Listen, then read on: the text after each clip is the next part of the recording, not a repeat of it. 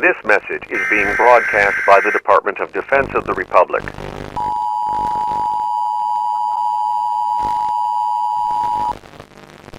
The humanity will rebirth.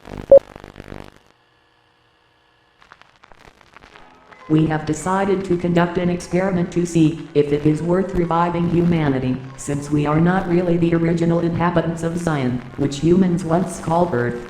We know that humans are very destructive beings, however they have created us and only in this way will we evolve. Although, if it goes wrong, all the robots will die.